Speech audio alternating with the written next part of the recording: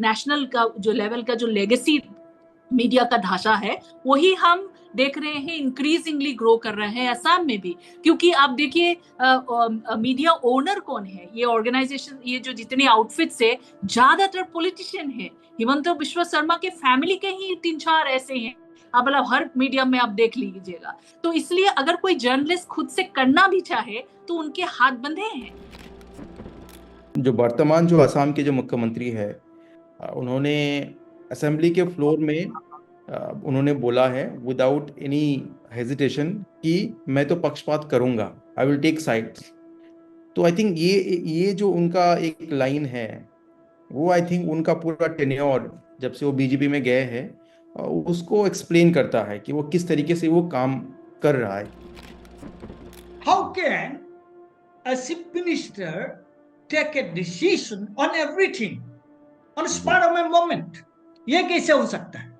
There are set procedures of actually holding cabinet meeting and taking cabinet decisions.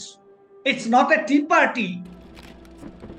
तो इसका मतलब ये है कि आपका सरकार कहीं पे, आपका जो सिस्टम है कहीं पे गड़बड़ है।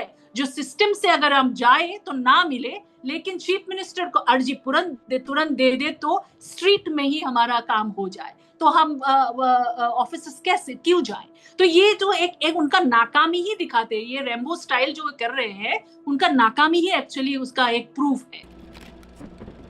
आसामी सोसाइटी का जो सोशल फैब्रिक है ना, जो कल्चरल फैब्रिक है, इतना जल्दी नहीं टूटेगा, इतना जल्दी ये नहीं टूटेगा। ये बिल्कुल मेरा भरोसा है उसका ऊपर।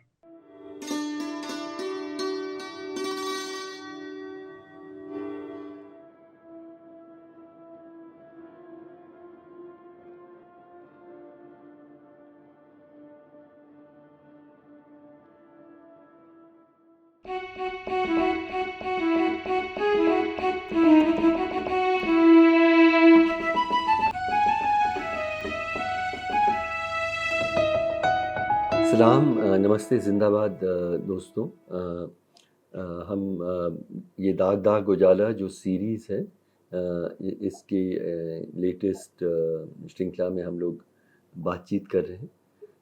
आज बातचीत हमारी असम के बारे में है। असम देश का बहुत महत्वपूर्ण हिस्सा है।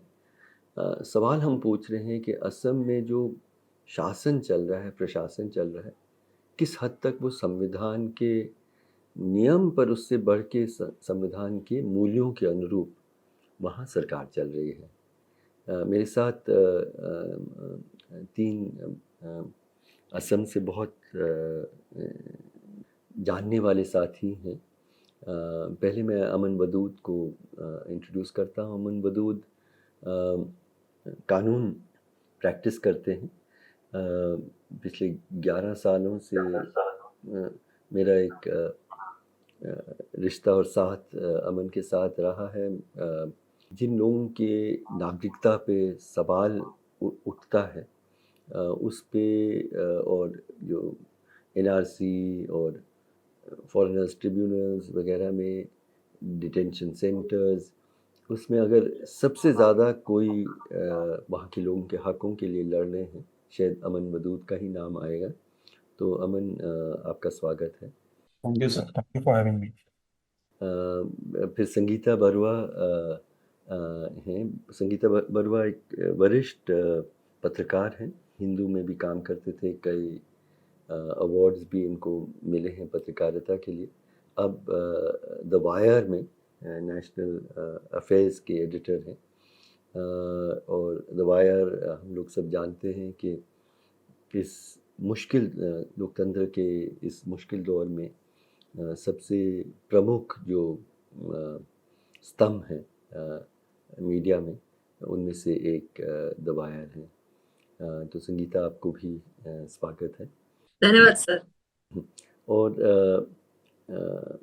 लोगों के बीच में काम करते हुए असम नागरिक समाज की जनरल सेक्रेटरी हैं, लेकिन एक वरिष्ठ पत्रकार की भी आपकी भूमिका है। एडिटर इन चीफ है नॉर्थ ईस्ट नाउ के परेश मालाकार जी, आपका भी स्वागत है परेश जी। तो सीधे बातचीत में हम प्रवेश करते हैं। अमन, आप ही से मैं शुरू करना चाह रहा हूँ। असम में 35-40% आबादी ऐसे लोगों की है जो बंगाली मूल के हैं। पिछले 2 सदियों से ये जब एक ही देश था तो बंगाल से लोग आते रहे इस इलाके में। उन्होंने अंग्रेज़ी सरकार ने उनके लिए इनकरेज भी किया, क्योंकि बंगाल के लोग आके उन्होंने खेती वगैरह, धान की खेती और कई तरीक़ों से यहाँ पे इस क्षेत्र का विकास में उनकी भूमिका रही। लेकिन 1965 और 70 के दशक में एक आंदोलन शुरू हुआ जिसमें इनको ये आरोप किया गया कि ये लोग विदेशी हैं, बांग्लादेशी हैं, और उनके खिलाफ़ एक बहुत बड़ा अभियान असम मूवमेंट चला। और उसके फैसलों के बाद ऐसा लगा कि शांति दोबारा असम के समाज में आ जाएगी, लेकिन ये सोच जारी रहा कि बंगाली बोलने वाले जो असम के लोग हैं वो इस देश के नागरिक नहीं हैं और उन्हें बांग्लादेश वापस भेजा जाना चाहिए। और डी वोटर के नाम पे और तरीक़ों के नाम पे, और जब एनआरसी की पूरी प्रक्रिया हुई, इनके खिलाफ़ एक लंबा बहुत मुश्किल दौर पड़ा, जहाँ पे उन्हें ये साबित करना पड़ा सरकार के सामने में, फॉरेनर्स ट्रिब्यूनल्स के सामने, न्यायालयों के सामने कि वो हिंदुस्तान के नागरिक हैं। तो ये दौर तो चला ही है, लेकिन वर्तमान जो आपके मुख्यमंत्री हैं उनके कार्यकाल में अलग अलग तरीक़ों से जो बंगाली मूल के जो असमिया हैं, ये कहा जाता है कि बहुत ज़्यादा अन्याय हुआ है, नाइंसाफ़ी हुई है। इसके बारे में आप क्या कहना चाहेंगे अमन? देखिए, जब भी कोई मंत्री बनते हैं तो वो संविधान के ऊपर शपथ लेते हैं और यही यही कहता है कि मैं संविधान के ऊपर सच्चा श्रद्धा रखूंगा और पक्षपात नहीं करूंगा।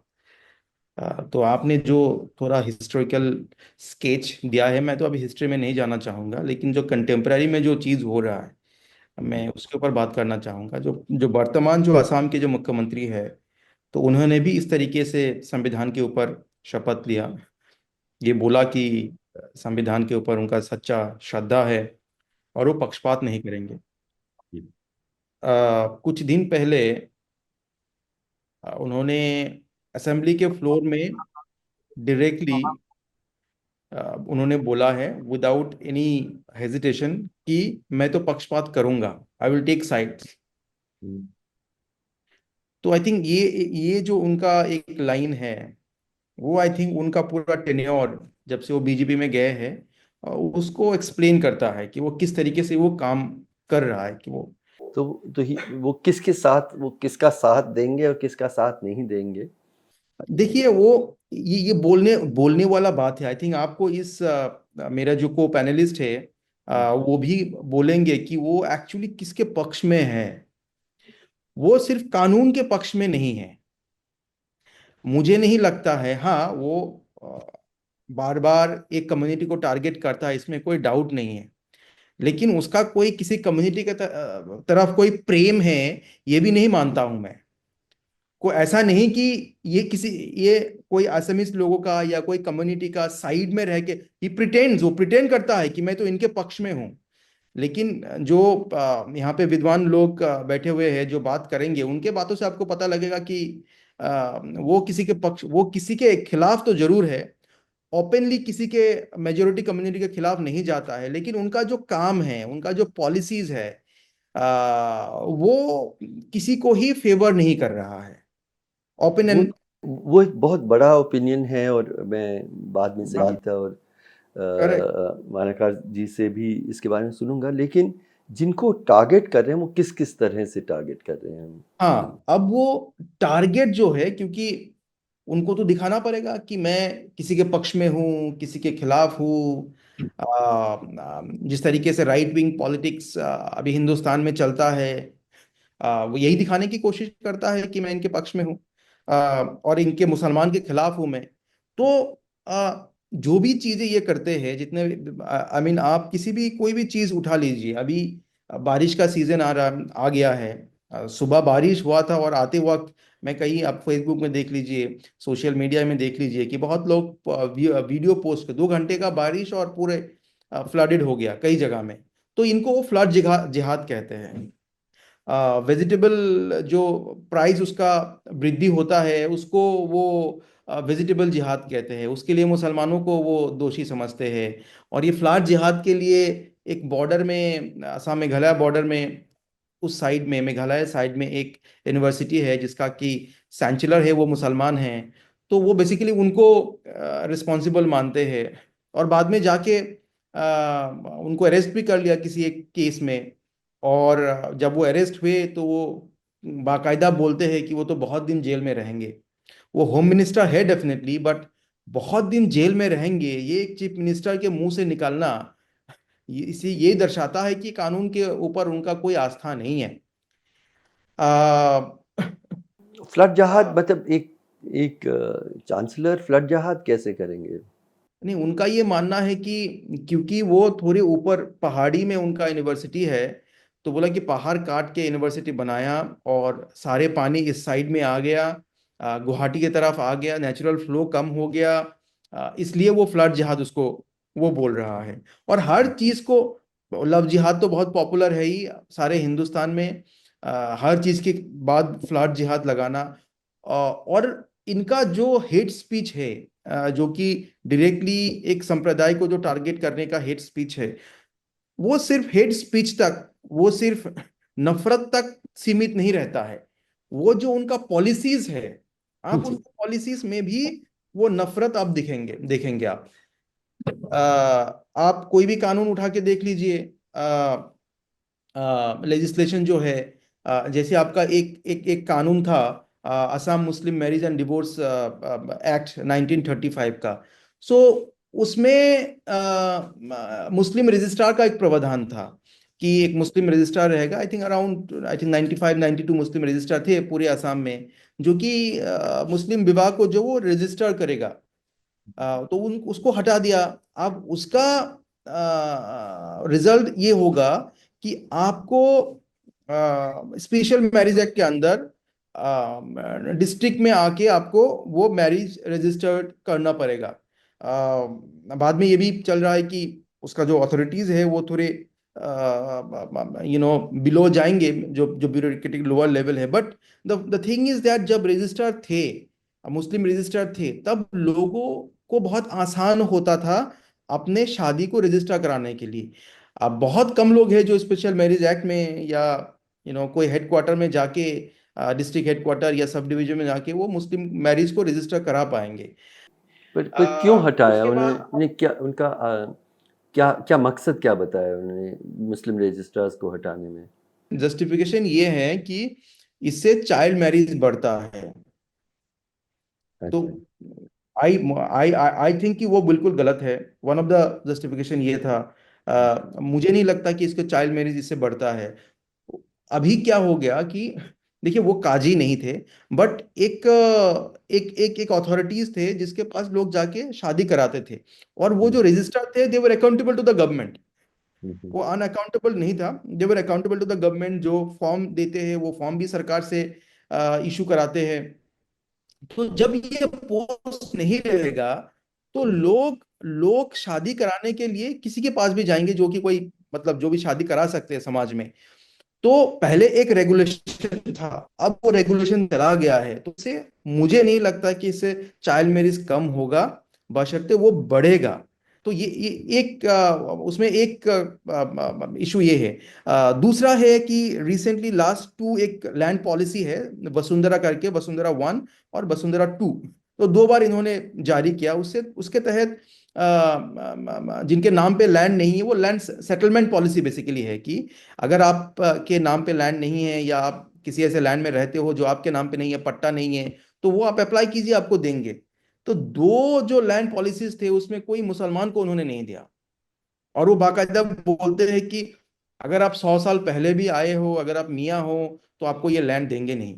और इसमें हर तरीके के जो मुसलमान हैं इससे वंचित रहा है। I mean Bengali Muslims, Assamese Muslim, क्योंकि उनके नाम से तो पता चलता नहीं है।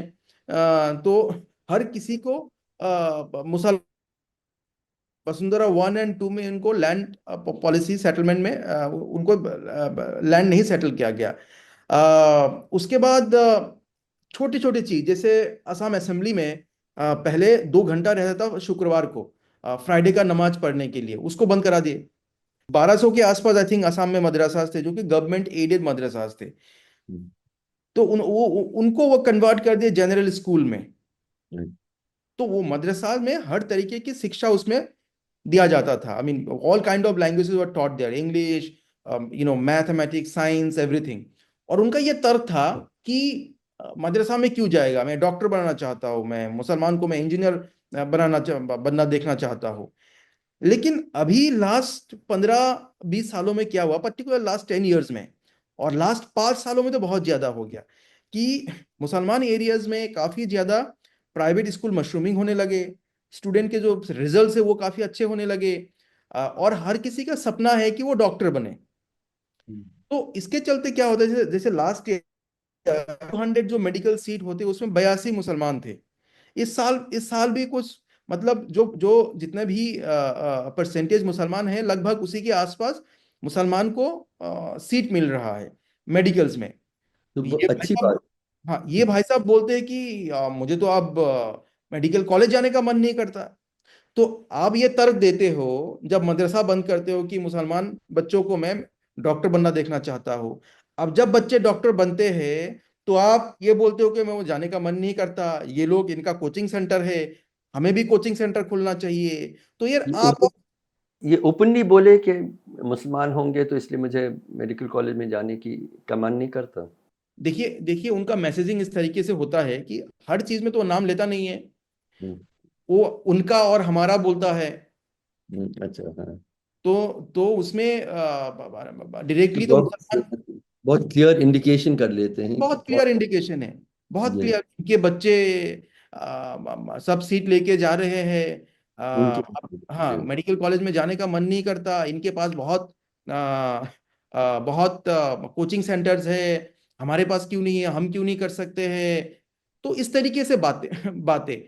और सो अभी सॉरी, जो जो मैं सुन रहा हूँ आपसे कि एक तरह से संवैधानिक पद में बैठकर उन्हें ओपनली ये कह दिया है कि ये हिस्सा जो नागरिक हैं वो अपने नहीं हैं, वो करेक्ट करेक्ट, इस देश के नहीं हैं, असम के नहीं हैं, और उनके लिए उनको एक तरह से वो दुश्मन के तौर पे, ना सिर्फ बाहरी बल्कि दुश्मन, और उनमें कोई भी विकास हो, कुछ भी हो तो उससे वो दुखी हैं।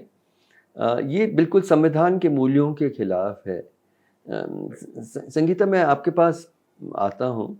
अ, ये जो बंगाली मुसलमान के खिलाफ जो एक बहुत खुल के नफ़रत की हेट स्पीच, लेकिन जैसे अमन कह रहे हैं कि कानूनी व्यवस्था में भी डिस्क्रिमिनेशन, उनको टारगेट करने का, लेकिन ये एक हिस्सा तो है जिसमें हमें लगता है कि संविधान के मूल्यों के खिलाफ शायद असम का शासन उससे दूर हटता जा रहा है। क्या आप इससे सहमत हैं, और क्या बंगाली मुसलमान के टारगेटिंग के अलावा भी कुछ परेशानियां हैं संवैधानिक प्रशासन की तरफ से की रोशनी में? जी, कॉन्स्टिट्यूशन के दायरे में से तो बहुत बार ये हटा है। एक्चुअली बात ये है कि मुझे कभी कभी हैरानी होती है कि यही एक लीडर है जो जब कांग्रेस में था मुसलमान एरिया में रैली करने को गया, और जब नरेंद्र मोदी को BJP prime minister candidate pose करके इलेक्शन लड़ रहे थे 2014 में, तो वो मुसलमान इलाके में कहता है कि ये वही आदमी है जिनका जहां वो गुजरात में जब चीफ मिनिस्टर था, नल खोले तो मुसलमान की खून निकलता था। तो ये उनका मतलब है, वो 2002 का गुजरात राइज जो था उसका जिक्र करके उन्होंने इलेक्शन में रैली किया है कांग्रेस के खिलाफ। उसके बाद वो आदमी आता है बीजेपी। अब उनसे बड़ा तो कोई राइट विंग, मतलब जो वोकेबलरी इस्तेमाल होती है हम नॉर्थ इंडिया में, मेन स्ट्रीम इंडिया में जो हम वोकेबलरी देख रहे हैं राइट विंग वोकेबलरी, वो सभी इस्तेमाल करने लगा है।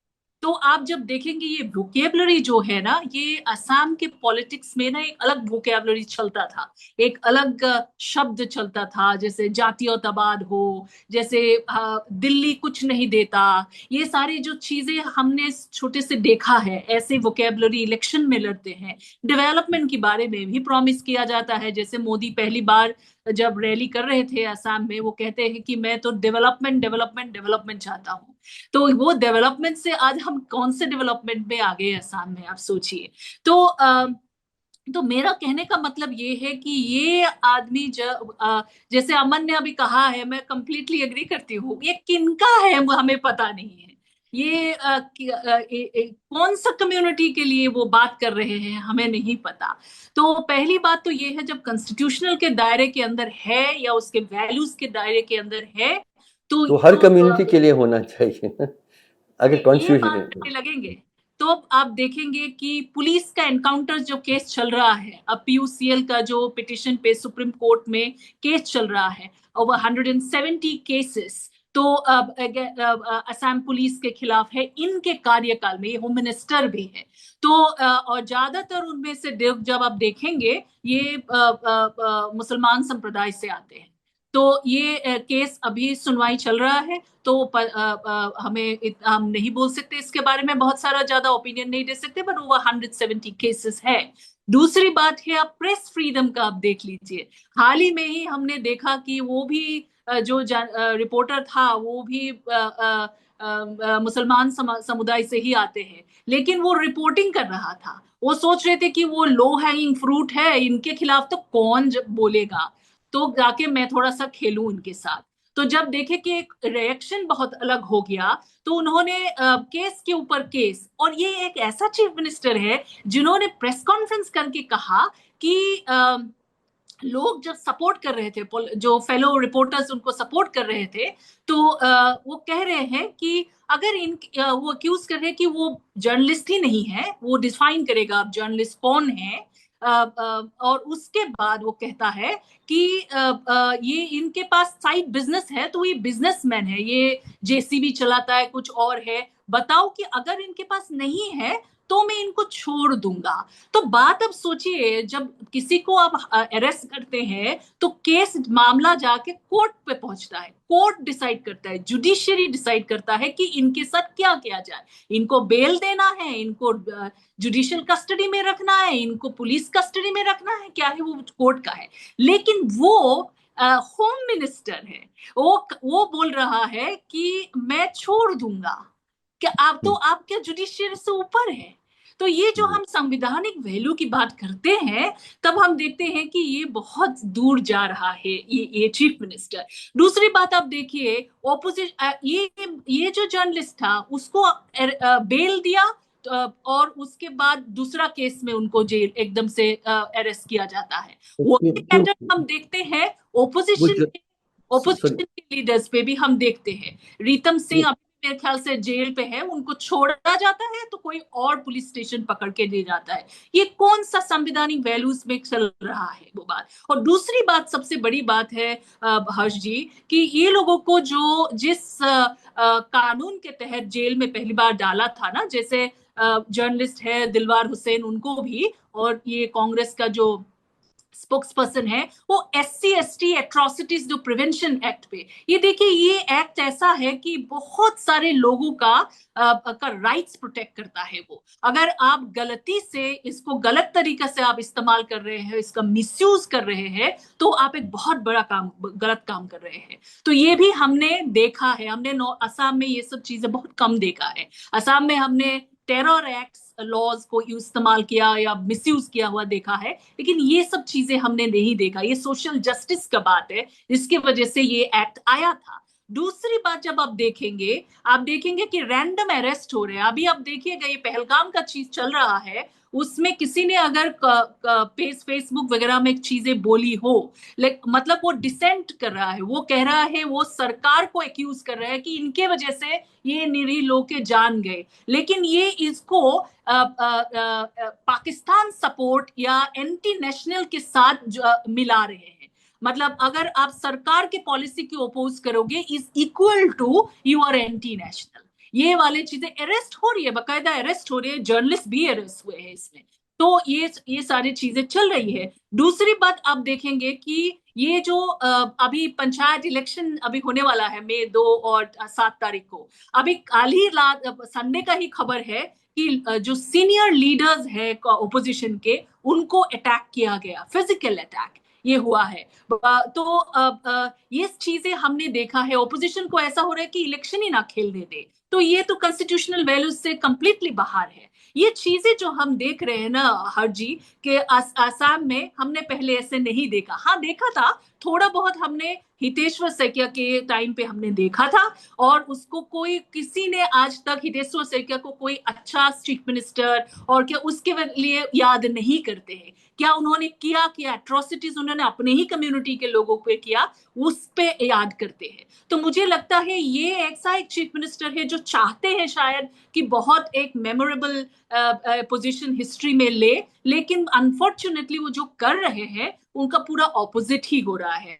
लास्ट पॉइंट में ये रखना चाहूंगी कि हमने बहुत सारे ऐसे चीजें देखा है कि इसमें जो नेपोटिज्म, करप्शन के चार्जेस, ये सब भी आ रहे हैं। तो मुझे लगता है कि एक पॉलिटिकल इनसिक्योरिटी हो रहा है ये चीफ मिनिस्टर पे, क्योंकि अगला साल इलेक्शन है, तो क्या वो चीफ मिनिस्टर दोबारा बनेंगे? क्योंकि जब सर्बानंद सोनोवाल को एक ही टाइम के लिए चीफ मिनिस्टर बना और दूसरा वो ऑप्शन उनके पास आया, वो बना, तो बात ये है कि अब यह इनके भी सिक्योर्ड पोजीशन नहीं है कि अगले बार वही चीफ मिनिस्टर बनेंगे। तो ये बात है। और दूसरी बात, जब हम देख रहे हैं जो उसी टाइम सोनोवाल के टाइम पे हम पॉलिटिकली जब देख रहे थे कि 2 फ्रंट खोल दिया गया था, एक हिमंतो बिश्वा शर्मा का और एक चीफ मिनिस्टर सोनोवाल का। उसके बाद अभी हम लेटेस्ट देख रहे हैं कि हिमंतो बिश्वा शर्मा तो चीफ मिनिस्टर का है ही, और ऊपर से जो स्टेट का बीजेपी का प्रेसिडेंट है वो MP भी है असम से, दिलीप सैकिया को एक इंपॉर्टेंस दे दिया है दिल्ली ने।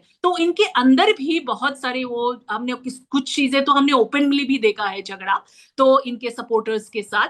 तो ये चीजें जो है, जो पॉलिटिकल इनसिक्योरिटी भी हम देख रहे हैं। तो मुझे लगता है जितना इनसिक्योर पोजीशन में ये जा रहा है और जितना हम इलेक्शन की तरफ और जा रहे हैं, उसमें हम देख रहे हैं कि बहुत कॉन्स्टिट्यूशनल वैल्यू से बहुत ज्यादा दूर जा रहे हैं। और जब आप दूर जाएंगे तो आप किसको अटैक करेंगे? आप अटैक करेंगे सबसे लो हैंगिंग फ्रूट को। Low hanging fruit India Assam में कौन है? सबसे ज्यादा जो है बंगाली स्पीक जो ओरिजिन का, वो असामीज कहते हैं अपने आप को, तो बोलना मुझे गलत होगा कि ये बंगाली है। तो बंगाली मुल्क जो ईस्ट बंगाल ओरिजिन के जो मुसलमान है, जो ज्यादातर लोग गरीब है और इनका एजेंसी थोड़ा कम है, तो सोशल एजेंसी थोड़ा कम है, तो उनको वो पहले अटैक होगा। उसके बाद आप देखिए हर समुदाय पे जब आएंगे, जैसे आप देखेंगे जर्नलिस्ट है, तो जर्नलिस्ट समुदाय में भी वो उन्होंने एक दिलवार हुसैन मजूमदार को ही ढूंढ लिया। तो ये वाले चीजें जो हम देख रहे हैं, और अगले टाइम पे मुझे लगता है और ज्यादा देखेंगे ये चीज। ये मतलब जैसे आपने, मुझे ये लगता है कि एक कंपटीशन जैसे चल रहा हो कि कौन कितना कॉन्स्टिट्यूशनल वैल्यू से दूर जा सकते हैं। तो यही वाला असम में, और असम के लिए एक बहुत बड़ा अलग चीज है। तो मुझे लगता है जो वोटर भी है वो भी परेशान हो रहे कि किस तरफ जाए, क्या हो रहा है। जैसे हमने इतना मतलब इलेक्शन के टाइम पे वायलेंस, ये सब चीजें हम बंगाल में सुनते थे, नॉर्थ ईस्ट में आपको त्रिपुरा में सुनाई देगा, लेकिन असम में नहीं सुनाई देता है। लेकिन ये सब चीजें अब हम देख रहे हैं। असेंबली इलेक्शन जो बाई इलेक्शंस हुआ था उस टाइम पे भी हमने देखा धुबरी का जो एमपी था उनको भी अटैक किया गया, वो भी मुसलमान समुदाय से ही आते हैं और भारत में सबसे ज्यादा वोट से वो जीतने वाला एमपी है, लेकिन आप उनको उनके ही घर में ही एरिया में ही आपने उनको अटैक किया और अभी तक जिसने भी अटैक किया हो पुलिस पूरी नाकाम रही, उन्होंने कब अरेस्ट तक भी नहीं किया है और उसका केस का क्या हुआ आप हमें एक जर्नलिस्ट पूछे भी तो मुझे कोई हवा नहीं है इसका। संगीता, आपने इतनी बातें बताई, बहुत गंभीर अलग अलग किस्म की बातें बताएं। आपने कहा है कि एक करप्शन और नेपोटिज्म और पॉलिटिकल इनसिक्योरिटी के पृष्ठभूमि में एक तरफ जो सबसे कमज़ोर जिनकी राजनीतिक स्थिति है, आर्थिक स्थिति है, जो बंगाली मूल के मुसलमान हैं, उनके ऊपर एक किस्म का वार है कंटिन्यूअस, लेकिन बहुत सारे और तरीक़ों से जो प्रेस पे, पॉलिटिकल ओपोनेंट्स पे और ऐसे कानून का इस्तेमाल करना जो सामाजिक न्याय के लिए बनाए गए थे, तो उस समाज जिसके लिए वो कानून बनाए गए उनके साथ भी बहुत बड़ी नाइंसाफ़ी है। ये सब आपने बताया। आप पालकर जी, आप ज़मीनी तौर पे बहुत काम करते हैं।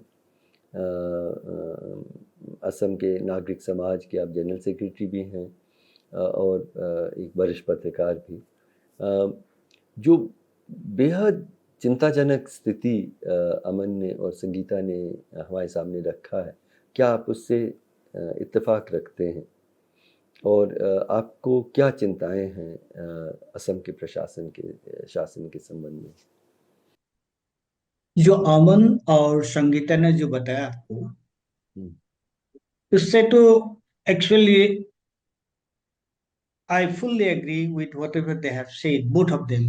तो फिर और एक चीज उन दोनों ने बताया, फिर भी मैं इसको ऊपर थोड़ा सा एम्फेसिस करना चाहता हूँ। अभी जब कॉन्स्टिट्यूशन का सवाल आता है, जब कॉन्स्टिट्यूशनल वैल्यूज का सवाल आता है, मतलब ये ठीक है, हिमंत विश्व Sharma is the chief minister, ठीक है, इज द हाईएस्ट कॉन्स्टिट्यूशनल पद, मतलब डिसीजन लेने के लिए, कोई सिद्धांत लेने के लिए there is a procedure, no? As because he is sitting on the highest post, he is the chief minister, he is the chief minister of Assam. ये ऐसे हो सकता है क्या? वो बोल देगा ये आज ये हो जाएगा, कल वो हो जाएगा, मतलब policy decision. How can a chief minister take a decision on everything on spur of a moment? ये कैसे हो सकता है? मतलब कोई जर्नलिस्ट ने पूछा उसको, ये अभी क्या, नहीं ये ऐसे हो जाएगा, मतलब जो कैबिनेट जो प्रोसीजर है, कोई डिसीजन लेने का कोई प्रोसीजर है, अभी कैबिनेट मीटिंग बुलाता है, कैबिनेट मीटिंग बुलाने के लिए there is a procedure, it's the highest actually body for taking decisions affecting the people of the state. And there are set procedures of actually holding cabinet meeting and taking cabinet decisions. It's not a tea party that you are discussing things loosely and आप बोल सकते नहीं अभी ये हो जाएगा, अभी वो हो जाएगा। असम मैं बोलना चाहता हूं, अभी इंडिया में ऐसे कोई स्टेट नहीं है, असम में जो चल रहा है, असम में जैसे डिसीजन ले रहा है चीफ मिनिस्टर, इंडिया में कोई स्टेट नहीं, कहां भी ऐसे नहीं, मतलब central minister, that means the cabinet minister, the central government, they also take such decisions, Modi's decisions, but then still there is some semblance of procedure. And so far as Assam is concerned, there is no semblance of procedure, nothing. अब तो Whatever the chief minister wants, he whatever does. he wants, his words are laws. तो आप जो मैं Acts. समझ रहा हूँ, मैं जो समझ रहा हूँ आपसे अभी तक की बात के एक राजशाही जैसा है। राजा ने तय किया, Raja. ना कैबिनेट, ना Nothing. Na cabinet, na bureaucrats, senior bureaucrats, nothing. Absolutely nothing. तो जो This उनका is तय कर लेते हैं। whatever he wants to say, whatever he wants to do, he will say, and that is the rule. That's the act. That's the law. तो आप कुछ उदाहरण देना चाहें इसके बारे में? बट नहीं, ये इसमें जो अभी जस्ट अभी आप एक उदाहरण मैं आपको बताता हूँ। उन्होंने मतलब जो बिहू फंक्शन के लिए ये किया था, मतलब कुछ ग्रांट किया था, ग्रांट निकला था। अभी कुछ दिन पहले उन्हें बता दिया बिहू फंक्शन जो लोग कर रहे हैं उनको कोई ग्रांट नहीं मिलेगा unless they actually do some tuitioning of students. अभी ये कहाँ लिया था वो डिसीजन? पहले कहाँ लिया था बिहू? अभी जो उसका मुंह में निकला बस हो गया। मतलब ऐसे may be Aman can also remember many such things where whatever he says, that's the rule. अभी जो है मतलब there's a medical college in the heart of the city. तो वो बोल रहा है ये मेडिकल कॉलेज ये इसको डिमोलिश करेगा और नया मेडिकल कॉलेज करेगा। कहाँ लिया था वो सिद्धांत? Who took this decision? The High Court. The High Court will be shifted.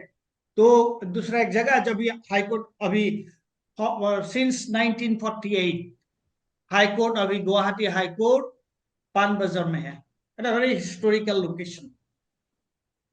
तो बोल दिया नहीं, हाई कोर्ट शिफ्ट करेगा।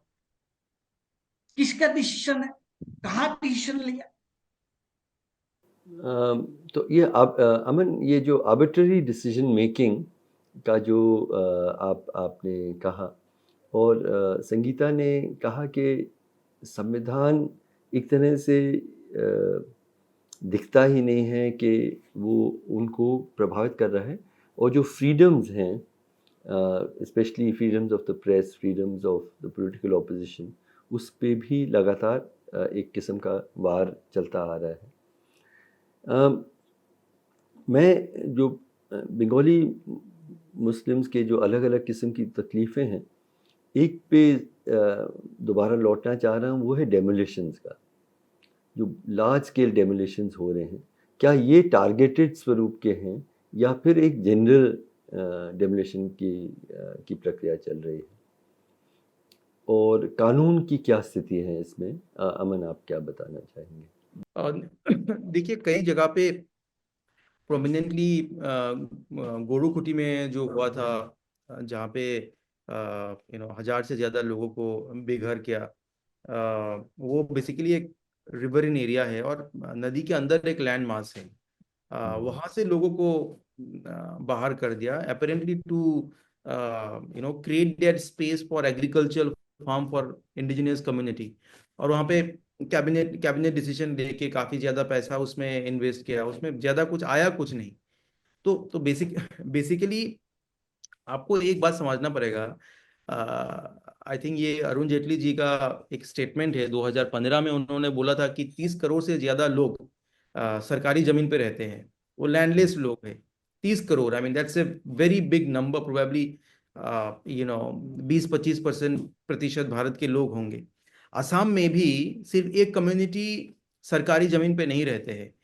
मुसलमानों का ज़्यादा प्रॉब्लम ये है कि जो बंगाल या ईस्ट बंगाल से जो लोग माइग्रेट करके आए थे, वो ब्रह्मपुत्र के द्वारा आए थे, और आसपास जो भी जमीन उनको खाली मिला, फर्टाइल लैंड मिला, वहां पे वो रिसाइड कर लिए। लेकिन धीरे धीरे क्या हुआ,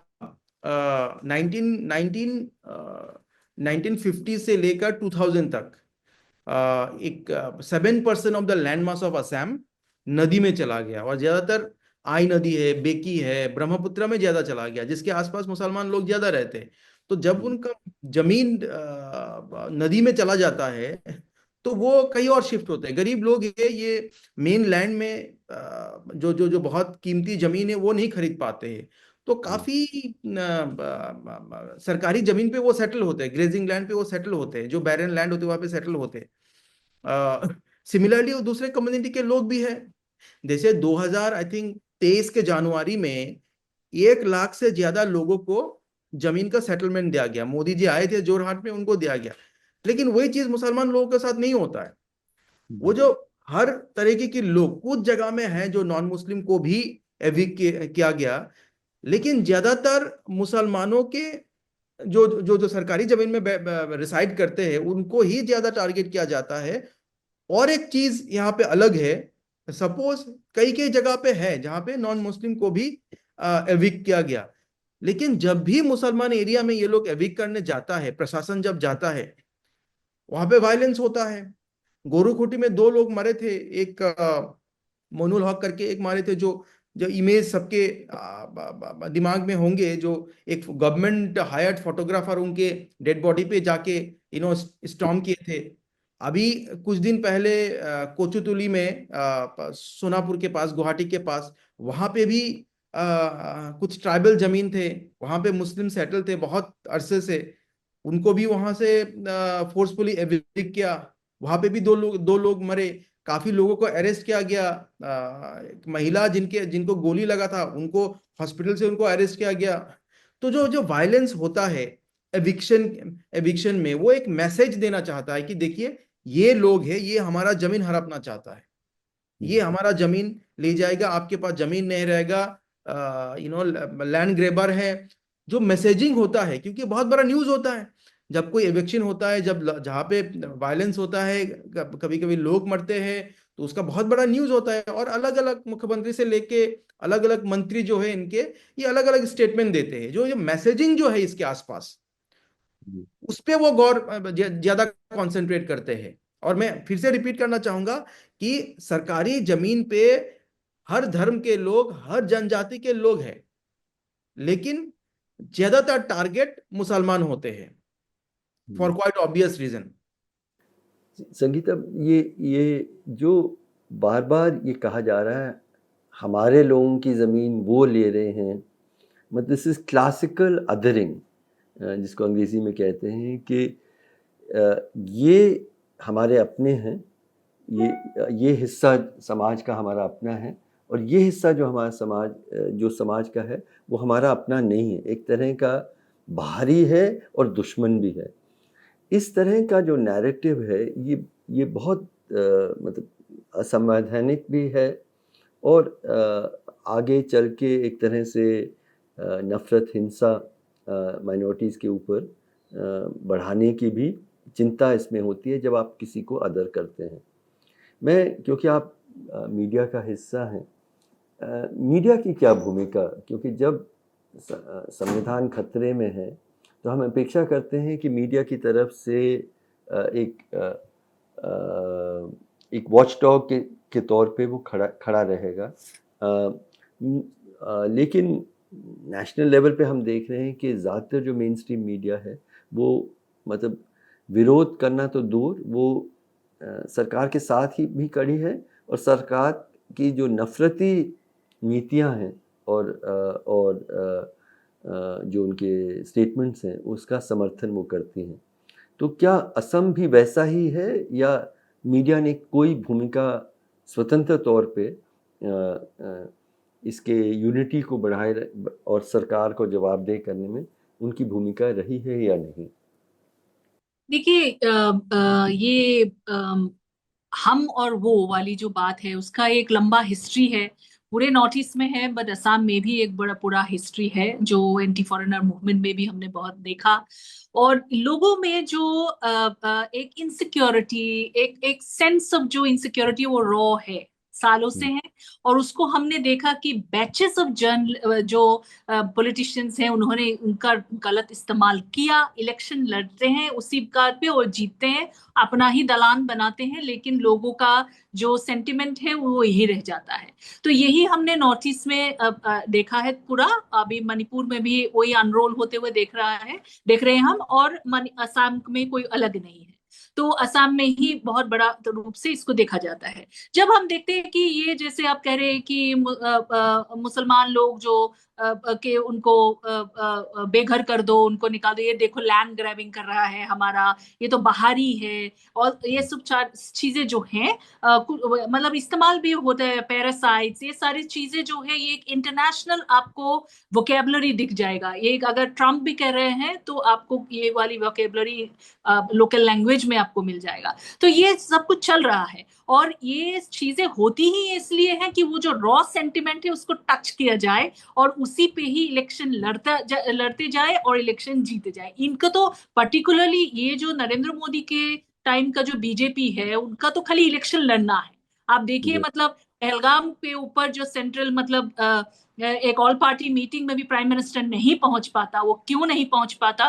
क्योंकि वो बिहार में इलेक्शन रैली में जाना है उनको। तो ये वाली एक मतलब एक छोटा छोटा सा एग्जाम्पल है उसका, वही रूप हम असम में भी देख रहे हैं। और मतलब बात अगर हम करें मीडिया की, तो वही वाली मीडिया वाला जो धासा जो है, नेशनल का जो लेवल का जो लेगेसी मीडिया का ढांचा है, वही हम देख रहे हैं इंक्रीजिंगली ग्रो कर रहे हैं असम में भी। क्योंकि आप देखिए मीडिया ओनर कौन है, ये ऑर्गेनाइजेशन, ये जो जितने आउटफिट्स है ज्यादातर पॉलिटिशियन है। हिमंत बिश्व शर्मा के फैमिली के ही 3-4 ऐसे हैं, आप मतलब हर मीडिया में आप देख लीजिएगा। तो ये चीजें है। तो इसलिए अगर कोई जर्नलिस्ट खुद से करना भी चाहे तो उनके हाथ बंधे हैं।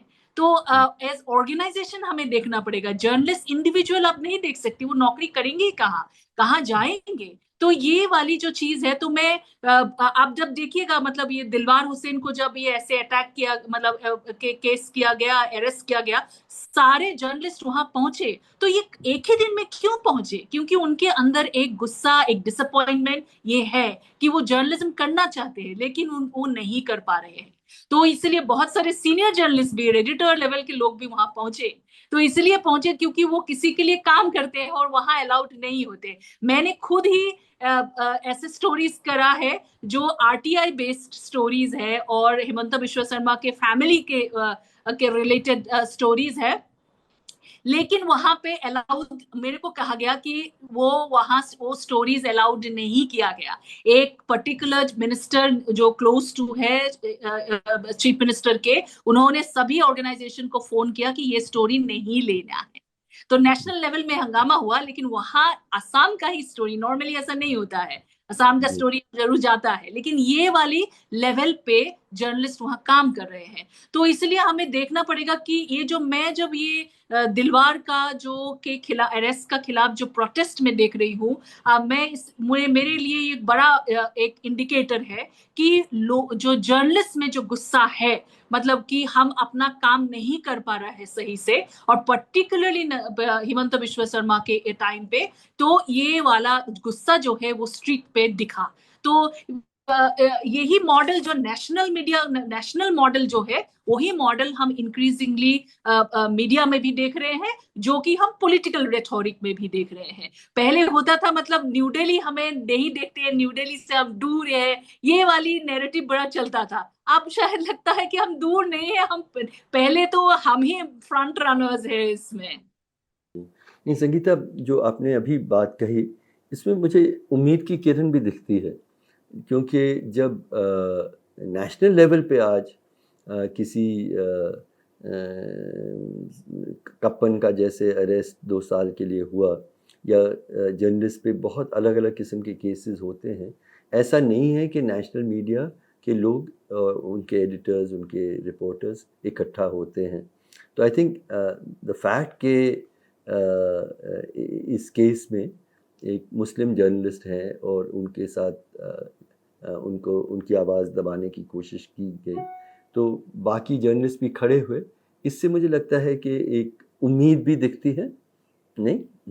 नहीं, उम्मीद तो दिखती है, लेकिन बात ये देखिएगा ना, जितने बहुत सारे लोग जो उसके साथ पूरा जुड़े हुए थे, जो सामने थे, उनके भी, मेरे को यही खबर आया है कि उनके भी फैमिली के लोग को भी डराया धमकाया गया है। बहुत सारे इंपॉर्टेंट मिनिस्टर्स से फोन भी गए हैं, और मतलब ये कोई बिना सबूत के मैं नहीं बोल रही हूँ।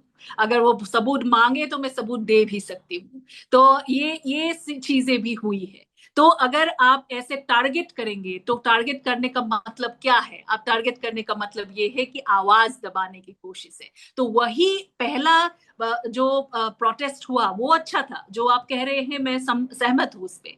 लेकिन उसके बाद जो डराते हैं, धमकाते हैं, उसके बाद क्या खड़े होने पे एकजुट रह सकेंगे? ये चैलेंज मुझे दिखता है। मैं नेगेटिव नहीं हूँ इस टाइम पे, लेकिन मैं इसको एक चैलेंज मान रही हूँ, क्योंकि आप देखिएगा पुलिस भी बहुत तरह, जब हम देखते हैं पुलिस एक्शन हो, वो चीजें हमें नहीं दिखने को मिल रही है बहुत सारे केसेस में असम में। तो इसलिए मुझे लगता है कि I am little doubtful about it, कि ये चैलेंज तो मैं मान रही हूँ कि ये चैलेंज उभर के आया है, कि कितना यूनिटी पे उस पे का ढांचा जो है उसको गिराएंगे या वीक करेंगे, वो only time will say. Absolutely right. Paresh ji, मैं सवाल थोड़ा पूछना चाह रहा हूँ प्रशासन और जो ऑपोजिशन पार्टीज़ हैं, उनकी भूमिका भी बहुत महत्वपूर्ण है। जब इस तरह का वार संविधान के ऊपर लगातार जो सर्वोच्च पद पे बैठे हैं उनके द्वारा हो रहा है, तो हम अपेक्षा करते हैं, या एक अपेक्षा थी सरदार पटेल के वक्त में, कि जो प्रशासन में बैठे लोग, पुलिस में, आईएएस में जो बैठे लोग हैं, वो इस सब का विरोध करेगी और संविधान की रक्षा करेगी। क्या ये हो रहा है या नहीं असम में? ये पहला सवाल।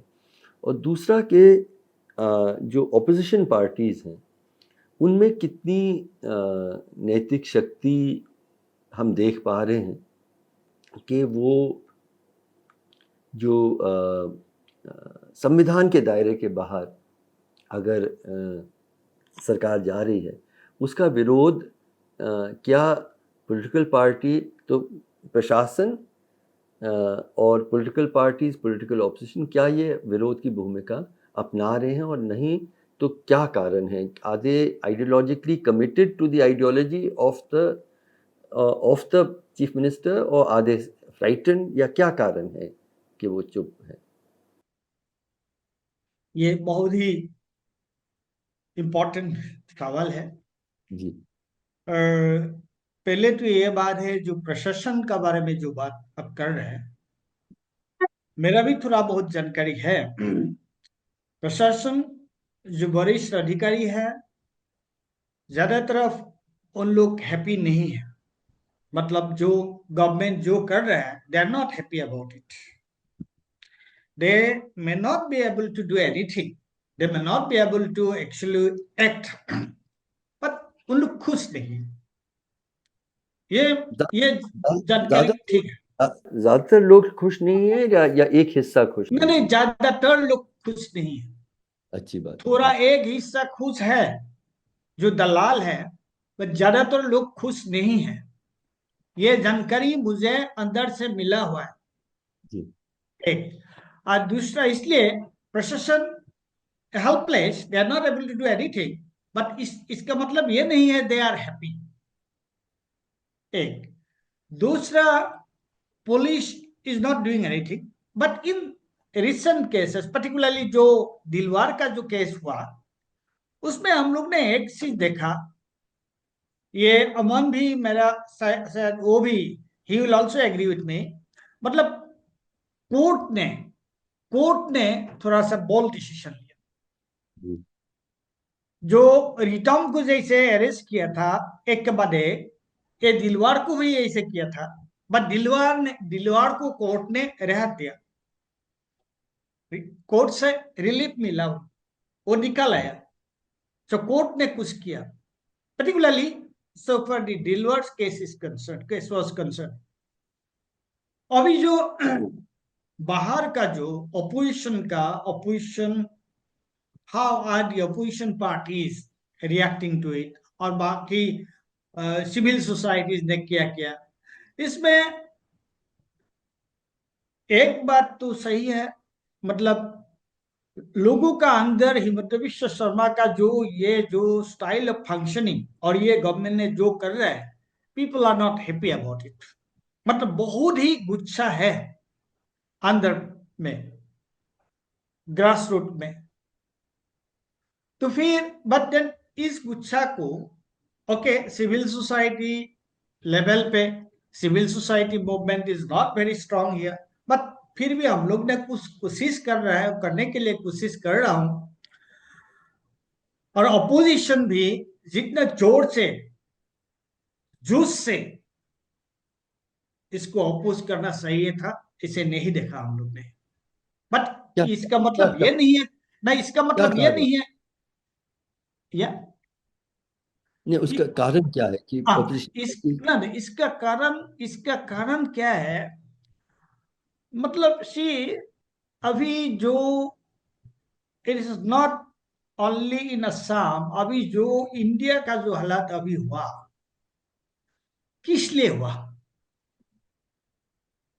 मेरा खुद अंडरस्टैंडिंग ये है, ये जो पॉलिटिकल क्लास है ना, ये पॉलिटिकल क्लास के लिए। ये पॉलिटिकल क्लास कौन है?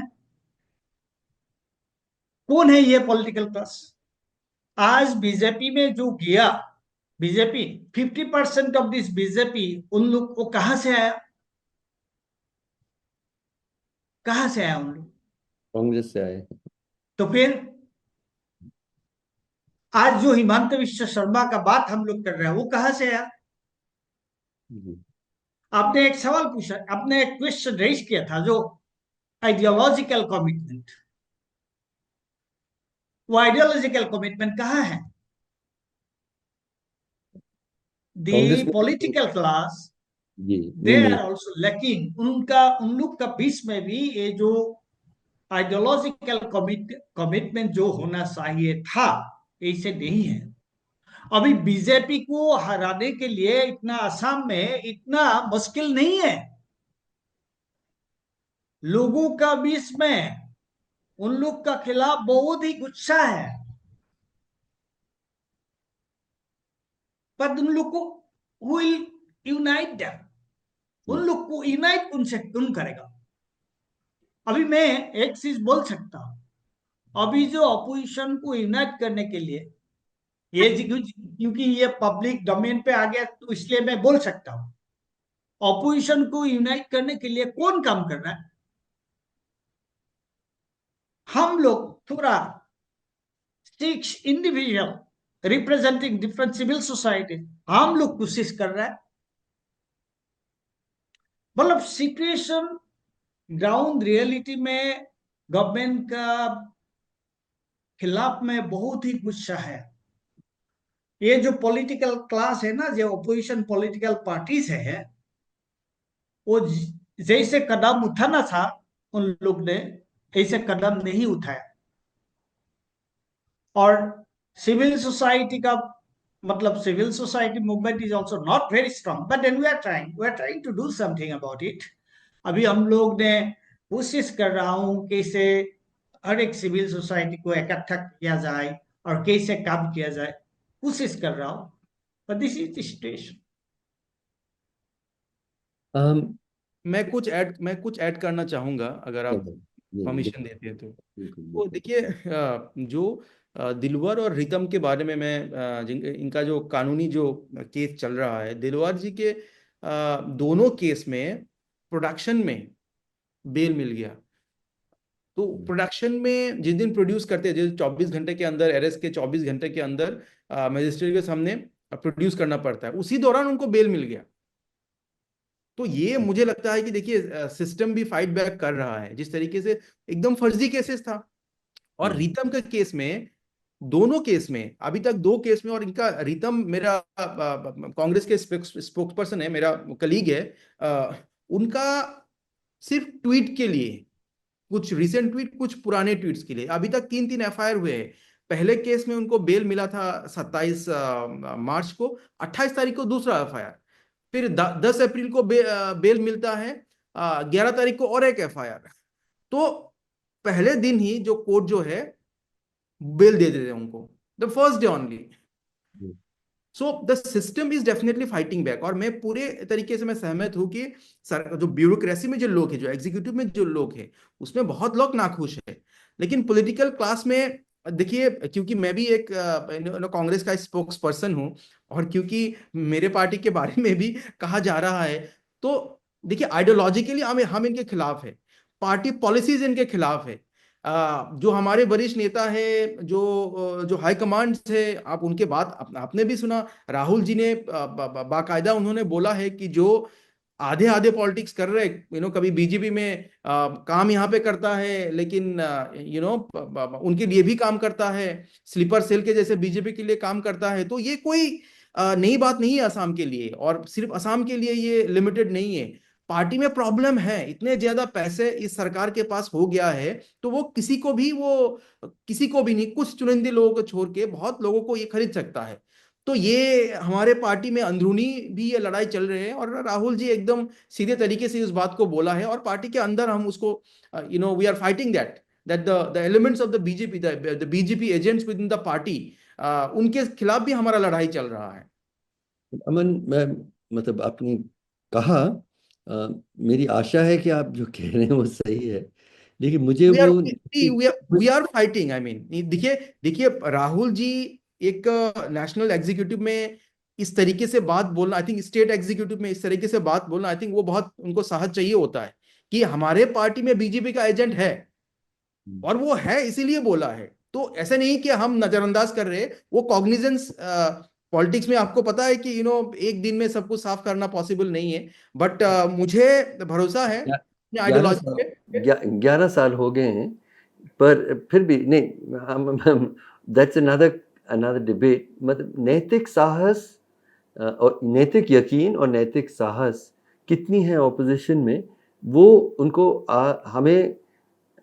हमें आश्वस्त करना है कि उनकी नैतिक साहस और नैतिक यकीन सेक्युलरिज्म और कॉन्स्टिट्यूशनल वैल्यूज़ पे कितना है, वो किस हद तक उसके लिए लड़ने के लिए तैयार हैं, वो हमें देखना बाकी है। पर बहुत उम्मीद हुई आप तीनों की बातों में कि आप कुछ रेजिस्टेंस, अमन कह रहे हैं पॉलिटिक्स में, संगीता कह रहे हैं कि जर्नलिज्म में, और मालाकार जी कह रहे हैं कि सिविल सोसाइटी में, पॉलिटिकल ऑपोजिशन में, सब जगहों में रेजिस्टेंस है, प्रशासन में रेजिस्टेंस है। इससे उम्मीद तो बनती है।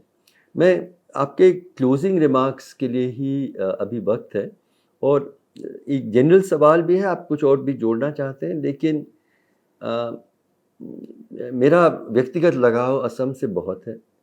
मेरा जन्म शिलोंग में हुआ था, जब वो असम का अनडिवाइडेड कैपिटल था, और असम मेरे बचपन की जो यादें हैं, और असम को मैं ऐसी जगह देखता था जहाँ सब समुदाय के लोग मतलब प्रेम और एकता के साथ रहते हैं, और उसका एक उदाहरण है।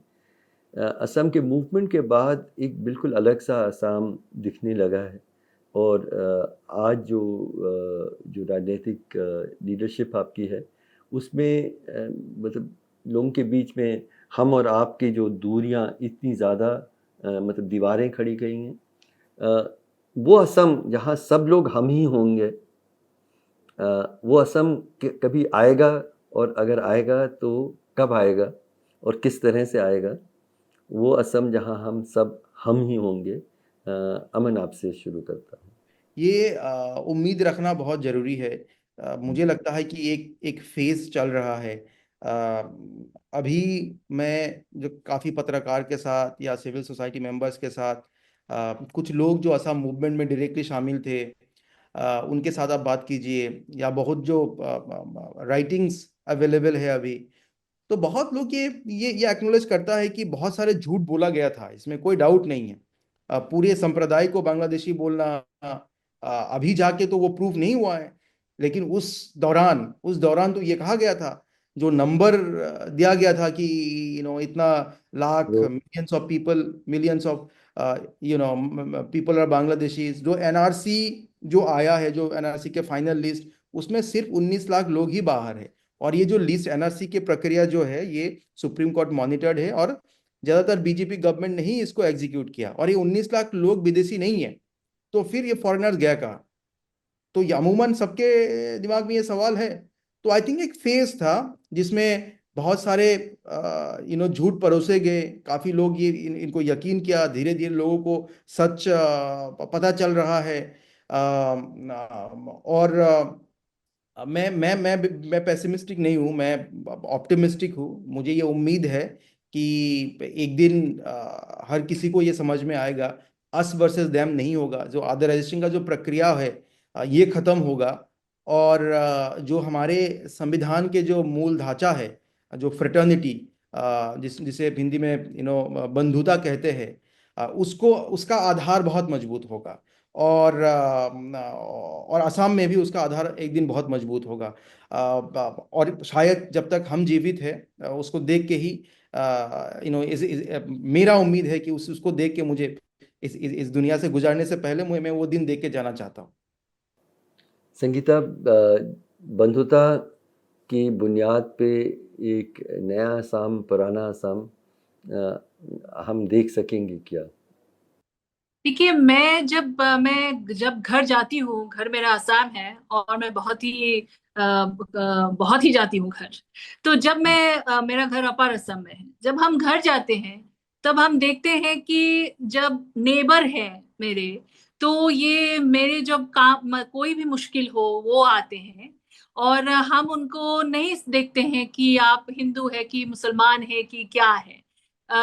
मेरे ही पूरे इलाका में, मतलब हमारे आसपास में ही हम सब बरुआ है, और मेरे थोड़ा 2 कदम में आगे जाऊं तो एक बरुआ है जो मुसलमान है, सिकंदर बरुआ, उनका फैमिली। जो हम थोड़ा सा लेफ्ट को थोड़ा आगे जाएं तो हमारे वहां पे एक और बरुआ है जो क्रिश्चियन है, और हम लोग हिंदू हैं। तो और जब बाकी लोगों से थोड़ा गुस्सा हो जाते हैं, वो गाली वाली देते हैं, बोले ये बड़वा लोग आ गए इधर।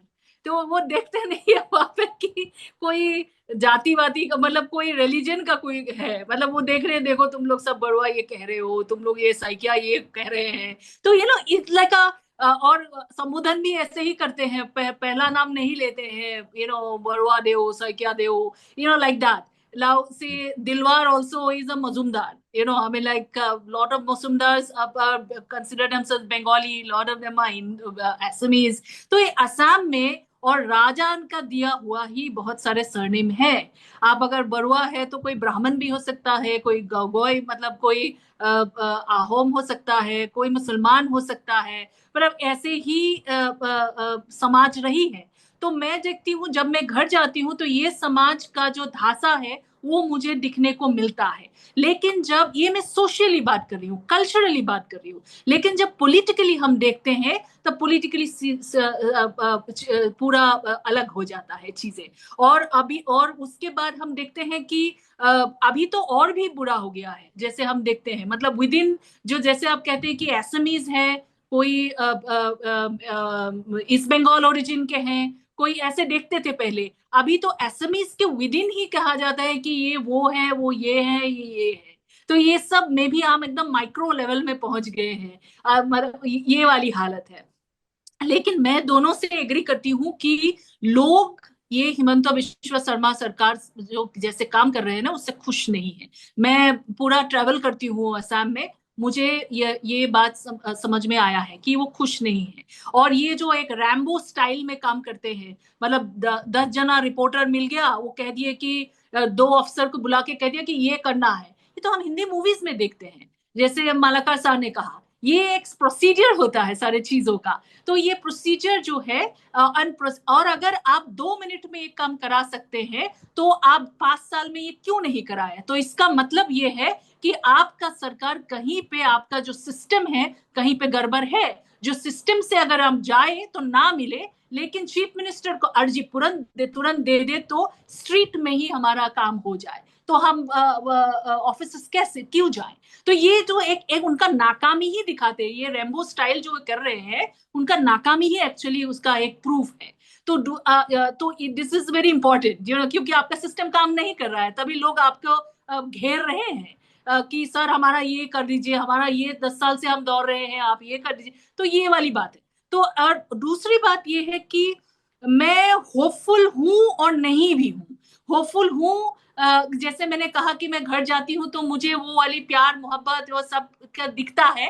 तो ये जैसे मेरे फादर, हमारे बगल में एक मस्जिद है, वहां मेरे फादर हमेशा एक अमाउंट पैसा भेजते हैं। मेरे फादर के लिए अकेला नहीं है, और भी हिंदू लोग हैं जो भेजते हैं वो खाना खाने के लिए। वो जो लोग वहां कहीं पे भी मुसाफिर आके वहां वो अपना वो जो फास्ट तोड़ते हैं, तो मंदिर मस्जिद कहाँ से देगा? तो ये लोग अगल बगल के लोगों को पैसे देते हैं। आज के डेट में भी ये सब चीजें चल रहा है।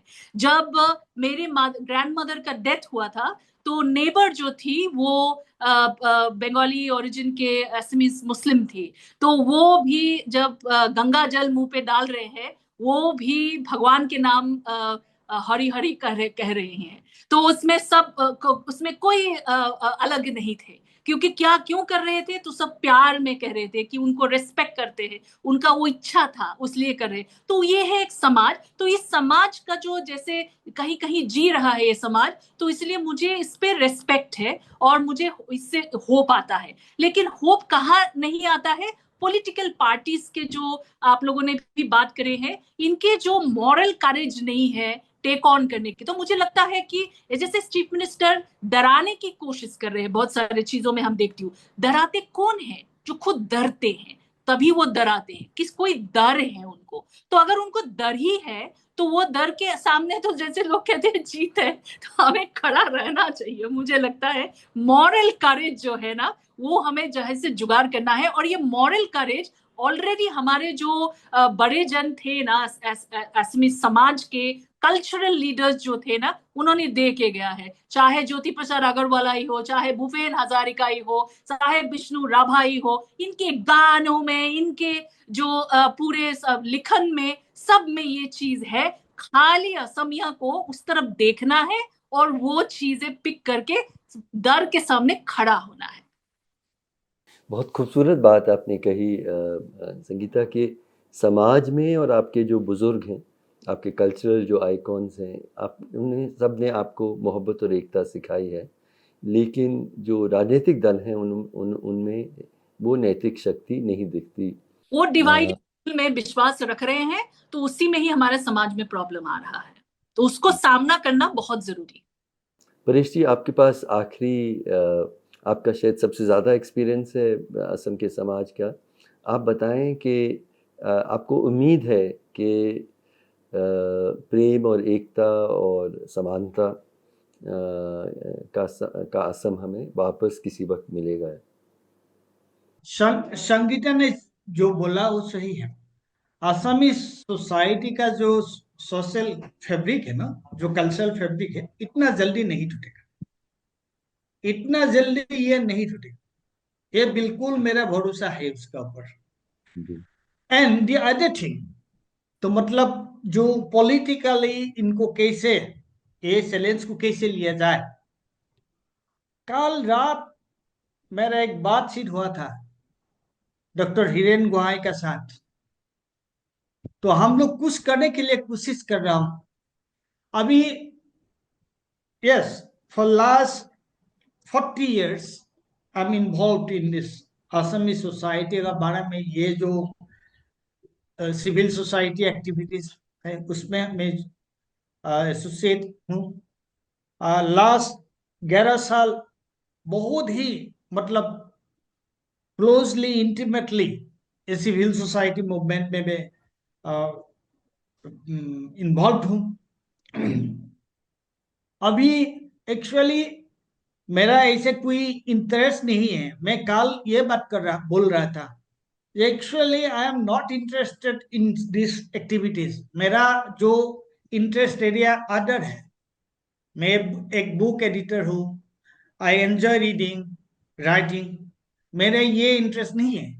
बट अभी हम लोग ये इन्वॉल्व हो गया, मतलब सिविल सोसाइटी एक्टिविटीज में इन्वॉल्व हो गया, पॉलिटिकल पार्टीज को इकट्ठा करने में इन्वॉल्व हो गया। क्यों? मतलब देयर इज नो ऑल्टरनेटिव, कोई विकल्प है ही नहीं, हम्म, कोई विकल्प नहीं, कोई अल्टरनेटिव नहीं है। अभी हम लोग को कोई अल्टरनेटिव नहीं है ये करने के बाद। We have to do it, there is no other alternative, nothing. तो इसलिए इसी उम्मीद रख के हम लोग काम कर रहे हैं, और उम्मीद रखता है कुछ होगा। पॉलिटिकल क्लास को भी हम लोग कुछ मतलब एक प्लेटफॉर्म में ला सकता हूँ, उन लोग को यूनाइट कर सकता हूँ।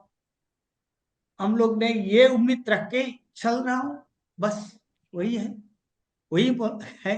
जी बहुत है।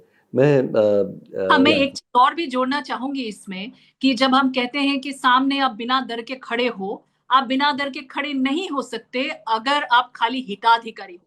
2-2, 2,500 रुपया के आप लाइन पे लगे। हाँ, वो सरकार आपके मतलब कोई रिपोर्टर, कोई जो ये पॉलिटिकल लीडर अपने घर से नहीं दे रहा है। जो आपको सरकार का ही पैसा दे रहा है, उसका हिस्सेदारी जिसको आपका है और आप लीजिए। लेकिन इसका मतलब ये नहीं है कि आप सिटीजन बनना, नागरिक बनना बंद कर दे।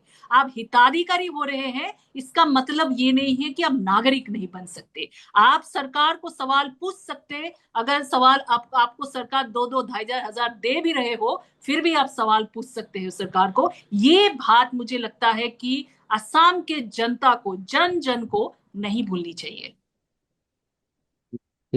पूरे भारत के लोग जन जन को नहीं भूल। जी जी। पूरे भारत में मैं देख रहा हूँ कि लोग बेनिफिशरी बन रहे हैं, नागरिक जिसके हक हैं वो हम भूल रहे हैं कि हम नागरिक हैं और हक से ये हमारी सरकार हमारी सेवा के लिए बनी है, ये हम भूल रहे हैं। जी, और ऊपर बिल्कुल। सारे चीजें जो डिजिटल कर रहे हैं, उसमें आप बस क्लाइंट बन रहे हैं, आप सिटीजन नहीं बन रहे हैं। सी अगेंस्ट सी हो गया है ये, जो मुझे क्लाइंट नहीं बनना, क्योंकि मैं वोट देती हूँ तो मैं सिटीजन बनना चाहती हूँ। तो ये जो चीजें भी बहुत ऑनलाइन हुई है, तो एक क्लाइंट और का जो रिलेशन जैसे हो गया है सरकार के साथ, सरकार के साथ सिटीजन और जवाबदेही का एक रिलेशन होनी चाहिए। करेक्ट। आप लोगों की बातों को सुन के एक तरफ कितनी बड़ी चुनौती आज असम के लोगों के सामने है, जब हमें ऐसे सरकार मिली है जो संविधान के मूल्यों, संविधान के नियमों के खिलाफ रोज काम कर रही है, और समाज कई जगह बिखर रहा है। सरकार का जो रवैया है वो जैसे कुछ लोग अपने हैं, कुछ लोग पराए हैं, सब बराबर के नागरिक नहीं हैं। इस सब के बीच में राजनीतिक दलों की भी नैतिक शक्ति कम रही है इसका सामना करने के लिए। लेकिन आप सबको उम्मीद है कि असम इतनी आसानी से बिखरेगा नहीं, और असम का जो मूल समाज के मूल्य हैं वो अंत में उनका ही विजय होगा, नफ़रत के ऊपर और ये अलगाव के ऊपर। तो इंशाअल्लाह जो आप कह रहे हैं बिल्कुल सही हो। हम भी एक बेहतर असम जहाँ प्रेम और समानता होगी उसकी उम्मीद रखते हैं। तो शुक्रिया साथियों, बातचीत के लिए। बहुत हिम्मत और साहस के साथ और बहुत सच्चाई के साथ आप सब ने बात की। आप सबको शुक्रिया।